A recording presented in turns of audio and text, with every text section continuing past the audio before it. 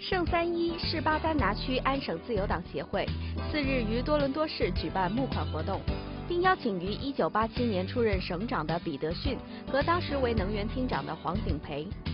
黄景培4日晚间表示，华人自1900年起历经人头税、排华法案，直到省长彼得逊任命他为厅长，才揭开安省华人社区参政的新篇章。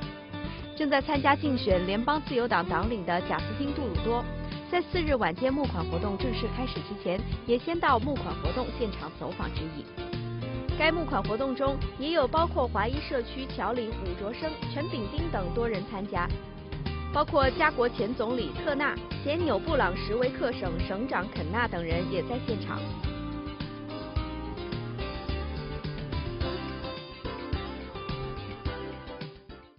The promise that if you come here and you work hard, you will be able to succeed and create greater opportunities for your children and their children. Now, for the first time in a long time, that is no longer holding true for far too many people. Families are struggling. Middle-class Canadians are finding themselves in food banks at the end of the month, finding it more and more difficult to continue to provide for their families without slipping further and further into debt. And that breakdown is not just an economic challenge, but it's a very challenge to the core of Canada, which is we're all in this together. We can all succeed if we work hard.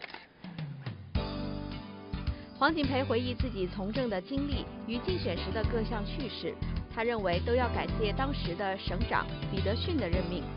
让他有机会为安省的省民服务。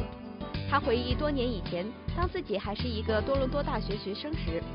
眼见街头的流浪汉，因而体会到在看似富裕的国家，其实也有贫穷的一面，由此引发他从政的动机，并从此把改善贫穷群体的生活品质作为政纲之一。而在1987年9月10日的省选当中，黄景培代表自由党赢得一个席次，从而展开了他的政治生涯。It was great to serve the people of Ontario in the cabinet of David Peterson. The Premier and the government of the time opened up Ontario, basically said there should be equal opportunity for all, regardless of your ethnic background, regardless of your gender, regardless of your sexual orientation. None of that is, while it's important, what is more important are the credentials, the experience, and the skills that you bring to whatever position you aspire to. I was fortunate and honored to serve as the first cabinet minister in any parliament in Canada, federal or provincial, but it was a big responsibility,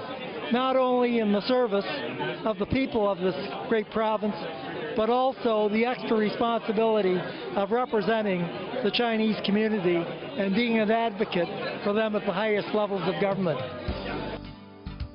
作为加国史上首位安省的华裔厅长，黄景培特别提及华裔加拿大人的移民及参政的经历。他指出，1900年时对华裔人士还征收人头税，1923年时则被排华法案所取代，直至1947年时，加国公民法案才正式揭开不论族裔均可投票参政的新页。黄景培指出，这也是为什么当初他于1987年被选上省议员，之后又获省长彼得逊任命后，华人社区倍感高兴的背景和原因。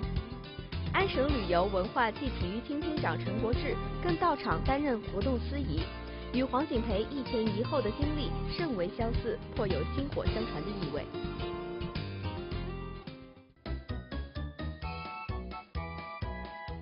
感谢收看今天的大多故事，我们下期再见。